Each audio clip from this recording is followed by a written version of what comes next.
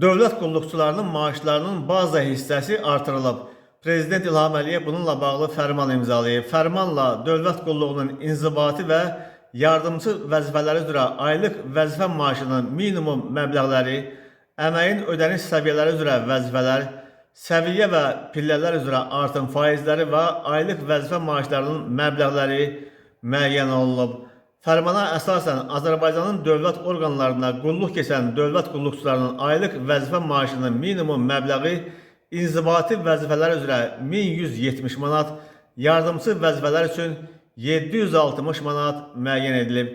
Həmçinin dövlət qulluğunun inzibati və yardımçı vəzifələri üzrə əməyin ödəniş səviyyələri, dövlət qulluqçularının əməyinin ödəniş səviyyələri və pillələri üzrə artım faizləri, eyni zamanda dövlət qulluqçularının əməyinin ödəniş səviyyələri və pillələri üzrə aylıq vəzifə maaşlarının məbləği təsdiq olunub.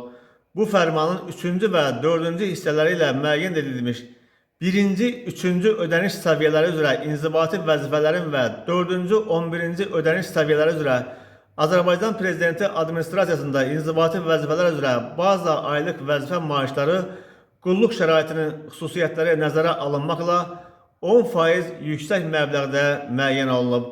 Müəyyən edilib ki, bu fərmanın ikinci hissəsi ilə təsdiq edilən dövlət qulluğunun inzibati və yardımçı vəzifələri üzrə əməyin ödəniş səviyyələrində göstərilməyən və Azərbaycan Prezidentinin 2003-cü il 4 avqust tarixli 911 nömrəli fərmanı ilə təsdiq edilmiş inzibati və yardımçı vəzifələrin təsnivat toplusunda nəzərdə tutulmayan dövlət qulluğunun xüsusi növünə aid olan dövlət orqanlarında dövlət qulluğu vəzifələri üzrə əməyin ödəniş səviyyələri, Maliyyə Nazirliyi və Əmək və Əhalinin Sosial Müdafiəsi Nazirliyi ilə razılaşdırılmaqla həmin vəzifələrin aid olduğu dövlət orqanlarının rəhbərləri tərəfindən analoji ödəniş səviyyələrinə uyğunlaşdırılır.